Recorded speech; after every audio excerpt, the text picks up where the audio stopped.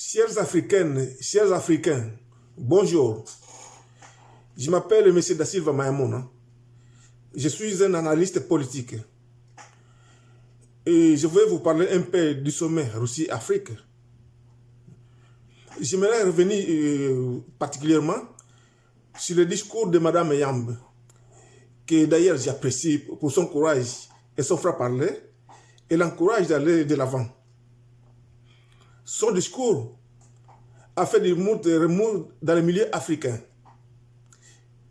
Cette effervescence montre le niveau d'éveil de conscience de la jeunesse africaine.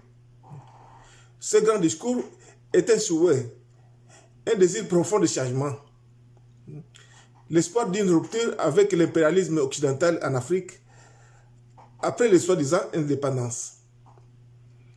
Cependant, accepter l'aide de la Russie pour échapper à l'impérialisme, ça ressemble plutôt à quelqu'un qui se précipite sous l'eau pour échapper à la pluie. Je m'explique. Accepter l'aide de Saint-Pierre pour échapper à Saint-Paul, mais c'est bonnet blabla bonnet. Les Russes, aussi bien que les colons duquel on veut se débarrasser, mais ce sont tous des Européens. C'est comme un sanglier qui fouille un lion et se réfugie auprès d'un hippopotame. Hippopotame qui n'a pas la réputation d'un prédateur, mais qui se montre agressif de temps en temps. Donc tout dépendra de l'humeur du pachyderme, qui pourra aussi bien le protéger en repoussant le prédateur que lui rajouter une couche. Et le sanglier n'a aucun moyen de riposter si jamais l'hippopotame décide de charger.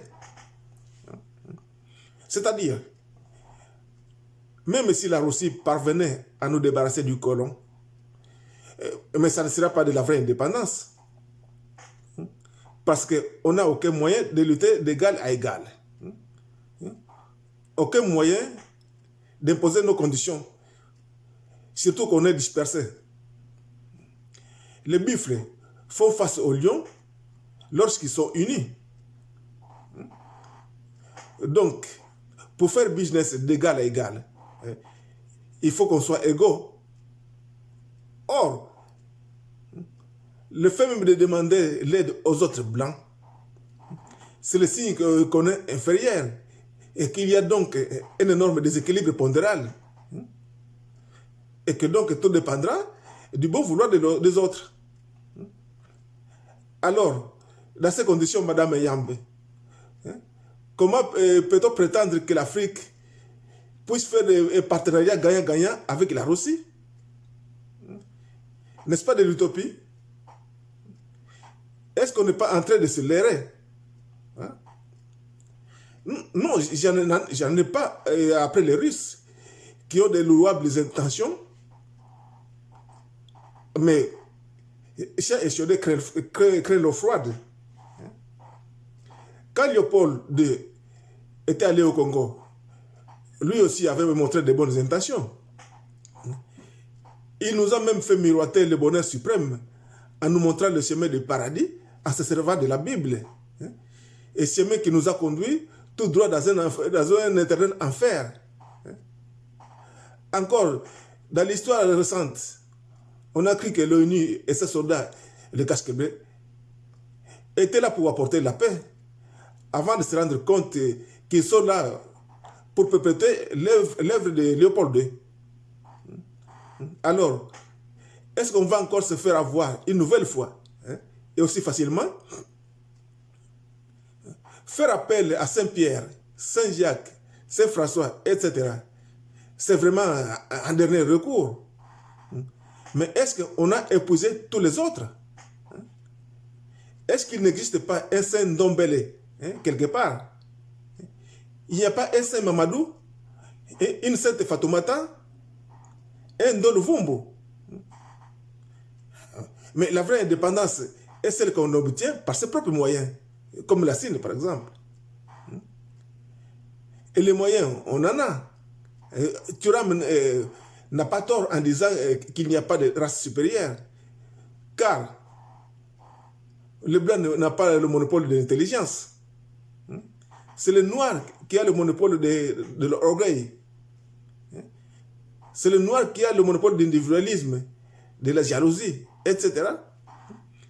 Ce qui fait que par complexe, par exemple, Makengo dénigre l'idée de génie venue de Ndolo, ou par jalousie, par envie de ne pas voir son frère progresser, lui il refuse de donner un coup de pouce à Konaté. Autant d'éléments qui font les affaires des autres. Alors que les autres pensent à l'intérêt collectif, le noir, lui, ne pense qu'à sa personne. Si les autres, si quelqu'un a un projet viable, les autres soutiennent, investissent. Mais chez les noirs, qu'est-ce qu'on fait? On lui met des bâtons dans les roues. On souhaite son échec. Voilà ce qui nous rend inférieurs. Et tant que nous n'éradiquerons pas cet état d'esprit, nous serons traités de moins que rien jusqu'aux générations futures. Si le noir, par exemple, dire à quelqu'un qu'on a certaines capacités, qu'on pourrait lui apporter un plus dans ce qu'il fait, c'est comme si ça constituait une offense. C'est comme si on se prenait pour supérieur à lui et qu'il était nul. Et pourtant, dans ce bas monde, personne ne connaît tout. Et jusqu'à la mort, on ne cessera jamais d'apprendre. Beaucoup de ceux qui disent se battre pour la dignité des Noirs, en réalité, ils ne font cela que pour leur image, pour être vus, devenir des stars, qu'on leur court après. Voilà. Donc, il ne faut que profiter du malheur des autres pour se faire un nom. Parce que la plupart de ceux que j'ai sollicités qu'on fasse équipe, préfèrent plutôt avoir quelqu'un d'autre pour maître que d'avoir son propre frère comme mentor. C'est ce que j'ai dit dans un article écrit le 28 mars 2018 dans Facebook Maïmouna da Silva. C'est-à-dire, plutôt être esclave ou colonisé par quelqu'un d'autre que de travailler sous le conseil d'un autre noir. Et c'est ce qu'on est en train d'assister actuellement avec le sommet Russie-Afrique. Donc, on préfère aller traiter avec les Russes, donc les Blancs, qui sont des futurs colons potentiels, au lieu d'écouter les autres Noirs qui proposent d'autres options. Donc, au lieu de profiter de l'expérience de son frère, on préfère l'ignorer pour ensuite aller courber les signes devant quelqu'un d'autre. Mais tout cet orgueil qui nous conduit jusque-là, jusqu'à ce genre de situation, c'est pas, je dirais que c'est pas vraiment de leur faute. C'est un manque de sagesse. Pourquoi? Parce que c'est le fruit d'une manipulation savamment orchestrée. Je vais d'abord vous donner un exemple d'une manipulation à laquelle l'esprit faible cède souvent, mais que les gens commencent déjà à comprendre. Celle qui consiste à encourager les femmes africaines à divorcer en les avantageant systématiquement contre leurs maris, leur faisant ainsi croire qu'en France, c'est les femmes qui ont le pouvoir, alors que c'est fait exprès pour détruire les familles et que les enfants soient perturbés jamais et sans repère. Donc, autant de choses qui font que le noir reste toujours au bas niveau. Et ça, c'est ce que les gens ont compris après un certain moment. Mais par contre, il y a une autre manipulation mentale que les gens sont à des années-lumière de comprendre. Donc, celle qui consiste à faire croire que c'est valorisant de ne jamais admettre que l'autre en face de soi peut avoir des connaissances qu'on n'a pas soi-même. En lui répondant, par exemple, je n'ai pas de leçons à recevoir de personne. Tu ne vas pas me faire la morale, etc. On nous fait donc croire que l'ego, donc l'orgueil, est une façon de s'affirmer. Alors que ça aussi se fait exprès pour que les gens ne progressent pas. Parce que quelqu'un qui ignore certaines choses et qui refuse de l'admettre, c'est quelqu'un qui n'apprendra jamais et qui restera toujours avec les mêmes défauts. Il n'avance pas, il stagne. Et la suite suivra après. Je dis donc manipulation parce que même si on voit cela dans les films, même si on entend ce genre de phrases, tu ne vas pas m'apprendre mon travail. En réalité, entre les Européens, ça ne se passe pas comme ça. La preuve, regardez ce qui suit. Je vais être bref.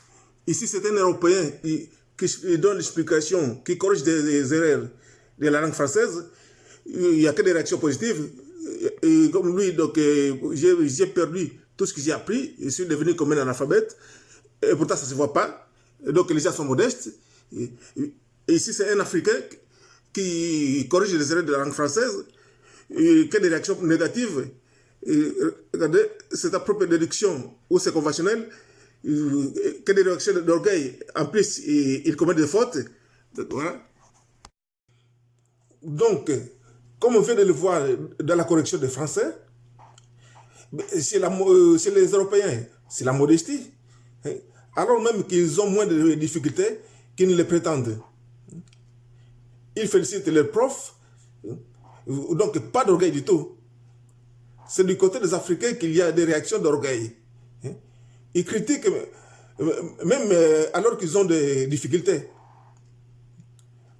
Donc cet ego de blanc qu'on voit souvent dans le film, ce n'est que du cinéma. Cinéma dans tous les sens du terme. Et les Africains sont tombés dans le panneau. Autre exemple, Nostradamus n'a rien dit de précis. On attend qu'il y ait des événements dramatiques pour ensuite faire un parallèle et dire que oui, c'est peut-être ça qu'il a dit, c'est ça qu'il avait écrit. Et pourtant, les Occidentaux comptent sur ces écrits pour essayer de résoudre les problèmes de ce monde. Certains disent que Nostradamus, un visionnaire du XVIe siècle, est sans doute le plus grand prophète de l'histoire. Mais si beaucoup pensent qu'il était réellement capable de prédire l'avenir, d'autres le considèrent comme un imposteur. Mais le fait est que l'on continue à étudier ses écrits, espérant que ces messages énigmatiques pourront nous éclairer sur ce que l'avenir nous réserve. En ce moment même, les menaces de groupes extrémistes comme Al-Qaïda, Boko Haram, Daesh et d'autres pèsent sur nous. Et ça ne semble pas prêt de s'arrêter. Mais si Mario Reding parvient à déchiffrer le code de Nostradamus, aurons-nous une chance d'empêcher ces désastres de se produire? Alors, si les Occidentaux n'avaient des leçons à recevoir des personnes, ils n'allaient pas chercher des conseils auprès d'une personne décédée. Et en plus, malgré que certaines prophéties se soient avérées fausses, les Occidentaux s'accrochent quand même à lui. Nostradamus datait très rarement ses prédictions. La seule date précise qu'il mentionne, c'est le 7e mois de 1999, où il a prédit qu'un grand roi de terreur viendrait du ciel. 1999 est parti comme elle est venue. Mais Nostradamus nous a-t-il prévenu d'autres catastrophes à venir? Et surtout, il y a quelque chose de révélateur pour quelqu'un qui n'a de leçons à recevoir des personnes. Et ça, et surtout, ça devrait faire réfléchir les Noirs. On vient à peine de parler d'une fausse prophétie. Et pourtant, on se demande encore s'il avait prévu quelque chose d'autre. Quelle marque de confiance. Et même chez les Noirs, quelqu'un qui aurait de telles capacités, et surtout avec des preuves à l'appui, on le traite de prétentieux, on lui dénigre. Tout le monde cherche à éviter. On ne valorise pas le travail de leurs frères. Et tout ça, ce n'est pas fait pour faire progresser l'Afrique.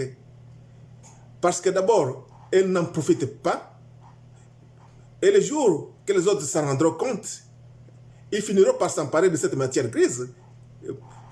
C'est aussi valable pour le cas précédent, là où on parle de correction. Donc, d'où toutes les grandes inventions de l'homme noir reviennent à l'homme blanc par l'achat de brevets d'invention. Oui, donc, si les Occidentaux nous piquent certains de nos minéraux par la force, d'autres richesses, c'est nous-mêmes qui les laissons filer par manque de sagesse. Donc la manipulation est tellement forte, très très forte, que les Noirs ont oublié leur culture pour adopter celle des autres, qu'ils n'appliquent pas eux-mêmes. Comme quoi, le lavage de cerveau, ce n'est pas que dans les sectes, ou même les églises. Donc, cet orgueil, qui est devenu une propriété privée des Africains, et qui a pris la place de la solidarité, c'est un cadeau empoisonné.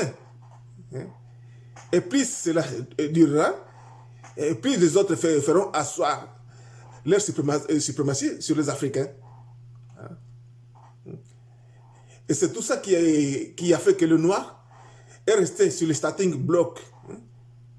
Alors que les autres sont déjà loin, nous, on n'a même pas encore bougé le pied.